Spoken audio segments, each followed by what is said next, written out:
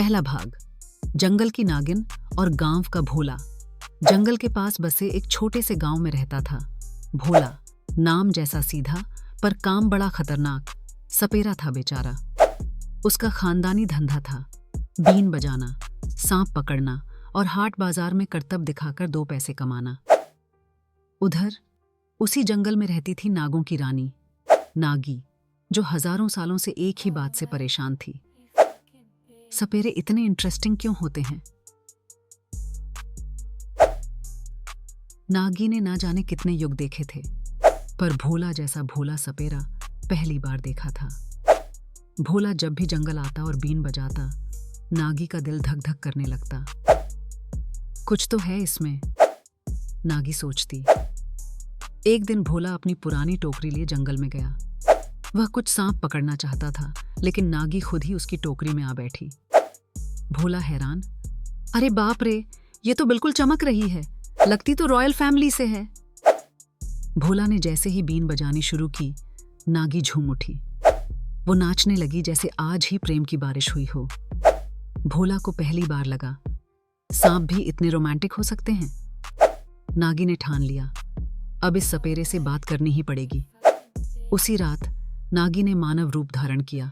सुंदर चमकती आंखें, काले बाल और सांप जैसे लचकते कदम। वह सीधे भोला के घर पहुंची। भोला उस वक्त दाल रोटी खा रहा था और अचानक सामने खड़ी लड़की को देख चौंक गया। तुम कौन? मैं नागी हूं। नागिन हो? नहीं, फिलहाल लड़की हूं। भोला बेहोश होते होते बचा। अब नागी हर रात लड़की बनकर भोला से मिलने लगी। वो बीन बजाता, वो नाचती। दोनों जंगल में घूमते, तालाब किनारे बैठते और खटमिट्ठी बातें करते। गांव में चर्चा फैलने लगी, भोला को कोई शहर वाली लड़की पट गई है। गांव की औरतें जलने लगीं, बच्चे पूछने लगे, भोला चाचा, भाभी कब आएंगी? भोला बस मुस्कुरा देता, पर उसके दिल में डर भी था। अगर किसी को नागी की असलियत पता चल गई तो? एक दिन भोला को नागराज के बंधुओं ने पकड़ लिया। तू हमारी नागी रानी को बहका रहा है? भोला घबराया, मैं तो खुद बहक गया हूं साहब।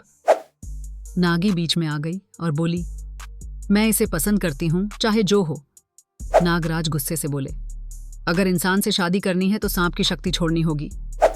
नागी तैयार थी, पर भोला बोला, नहीं, अगर तू अपनी असलियत छोड़ देगी तो तू नागी नहीं रहेगी, और फिर तू नागिन नहीं, सिर्फ मेरी बीवी बन जाएगी, और मुझे तो मेरी झूमती नागिन ही चाहिए।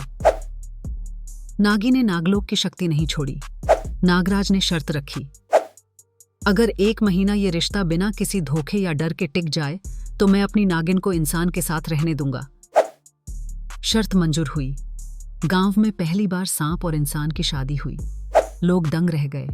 भोला और नागी ने मिलकर एक नया शो शुरू किया, नागिन और सपेरे का लव डांस।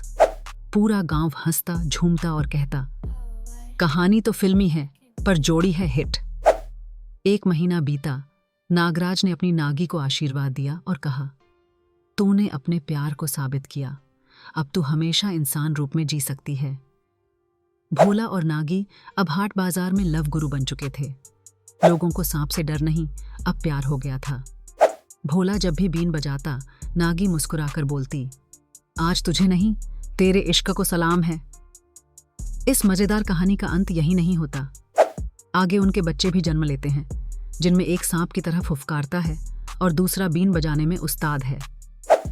कहानी पसंद आई तो YouTube पर सब्सक्राइब करना ना भूलें, क्योंकि अगली बार आएगी सांप सपेरा रिटर्न्स।